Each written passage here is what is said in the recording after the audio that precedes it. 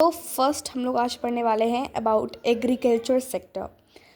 Agriculture sector जिसमें about 80% population of India were dependent, and इसमें क्या हुआ, ये बहुत ज़्यादा डीप स्टैग्नेशन और क्रॉनिक बैकवर्डनेस से सफ़र करने लगा। ठीक है, तो स्टेट ऑफ एग्रीकल्चर सेक्टर हम पढ़ेंगे अब। तो पहला पॉइंट हमारे पास आता है लो प्रोडक्शन एंड प्रोडक्टिविटी।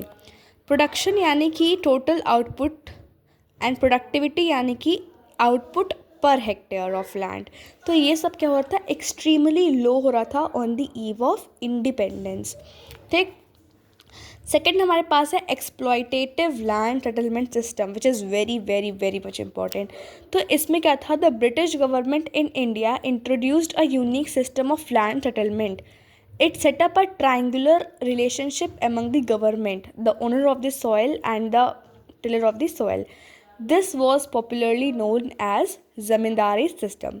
यानी कि ब्रिटिश गवर्नमेंट ने एक बहुत ज़्यादा यूनिक सिस्टम लाया लैंड सेटलमेंट का, एक triangular relationship between the government, the owner and the tillers, यानी फार्मर्स के बीच में एक रिलेशनशिप इस्टेब्लिश किया इन अ ट्रायंगुलर फॉर्म, जिसे हम मोस्ट कॉमनली ज़मींदारी सिस्टम भी कहा करते हैं।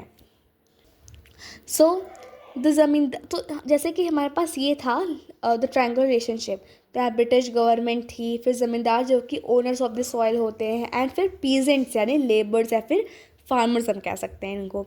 तो the zamindars were recognised as permanent owners. इन ज़मींदार्स को हम परमानेंट ओनर्स बोलते लगे थे सॉइल का। ठीक है, तो बेसिकली करते ये थे कि ये एक्सट्रैक्ट करते थे as much they can from the farmers, and जा कर के वो एक फिक्स्ड सम, उसमें से जो एक फिक्स्ड परसेंटेज तय था वो जा कर के गवर्नमेंट को देते थे, ब्रिटिश गवर्नमेंट को, एंड बाकी अपने पास रख देते थे। ठीक है, then we have forced commercialisation of agriculture, यानी कि सबसिस्टेंस कल्टीवेशन से शिफ्ट होकर हम कैश क्रॉप्स या फिर मार्केट क्रॉप्स पे शिफ्ट हो गए। यानी पहले के लोग जो थे फार्मिंग सिर्फ और सिर्फ अपने खाने के लिए, लेकिन सबसिस्टेंस फार्मिंग मीन्स वो फार्मिंग जहाँ पर लोग फार्मिंग करते थे खुद को और खुद की फैमिली को फीड करने के लिए। बट जब हमारे पास कॉलोनियल एक्सप्लॉयटेशन हुआ तब जा कर के उसको एज अ इनकम हम देखने लगे, तो तब जा कर के उसको हम लोग फोर्स किए गए कि इंडिगो वगैरह उगाने के लिए, हम लोग को इंडिगो के लिए, देखो लिखा हुआ है ना, farmers were forced to shift to produce indigo. तो बेसिकली हम लोग को फोर्स किया गया कि हम लोग को इंडिगो को उगाना है, दैट्स वाई। ठीक है, क्योंकि यहाँ पर ब्लीचिंग टेक्सटाइल ऑफ ब्रिटेन में इंडिगो की नीड थी। फिर है lack of investment in agricultural infrastructure, यानी कि यहाँ पर कोई इंफ्रास्ट्रक्चर में कोई भी ऐसे इंसान नहीं थे जो इंटरेस्टेड हो। ज़मींदार्स को क्या था, वो सिर्फ उनको एक्सप्लॉइट करते थे, उनको मारते पीटते थे और सब अपने पास रख लेते थे। तो there was no one who can take the interest in agriculture, कोई इन्वेस्टमेंट कर ही नहीं रहा था। तो investment in agriculture sector was a far cry, बहुत दूर की चीज़ें थी। ना तो कोई मतलब देर वॉज बहुत, ना तो कोई फ्लड कंट्रोल, ना कोई ड्रेनेज का कुछ, देर वॉज नथिंग, ना कोई सैनिटाइजेशन था, there was nothing, no sanitisation. ठीक है, एंड लोग जो थे वो इंटायरली डिपेंडेंट थे रेनफॉल पे for the irrigation. There was no irrigation facilities and thus no one took the interest, so there was no development in the agriculture sector. Then we have gulf between owners of the soil and tillers of the soil.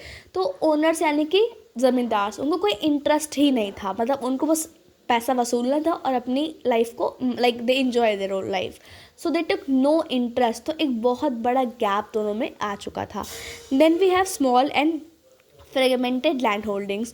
तो उस time पे क्या था कि मतलब लोगों की जो होल्डिंग्स थी ना वो फ्रेगमेंटेड थी, टूटी हुई थी, मीन्स कुछ हिस्से अलग अलग हिस्सों पे बनी हुई थी, जो कि अनइकोनॉमिक या फिर कहते हैं कि आउटपुट कम होगा, एट अ हाई कॉस्ट होगा। ठीक है, सबसिस्टेंस आउटलुक वही चीज़ जहाँ पर लोग अपने लिए खेती करते थे, अब वो लोग चेंज हो गया, उनका आउटकम नज़रिया चेंज होगा और वो अब कैश क्रॉप्स को सो करने लगे। देन एक टॉपिक आता है partition of the country and its impact. जब हमारी कंट्री में पार्टीशन हुआ, मीन्स पाकिस्तान और इंडिया जब सेपरेट हुए, तो उस टाइम पे क्या हुआ था कि एक बहुत नेगेटिव इम्पैक्ट पड़ा था इंडियन एग्रीकल्चर पे। इंडिया गॉट 82% ऑफ पॉपुलेशन, मतलब इंडिया जो था वो 82% ऑफ पॉपुलेशन पाता है, एंड 65%, सोचो 82% पॉपुलेशन एंड सिर्फ 65% फूड ग्रेन एरिया। तो जो रिच फूड प्रोड्यूसिंग एरियाज थे ना वेस्ट बंगाल और सिंध के, वो पाकिस्तान चले गए। तो इंडिया को एक बहुत बड़ा फूड क्राइसिस झेलना पड़ा। So this was about agriculture sector, and in the next video we will discuss about industrial sector. So till then, thanks for watching.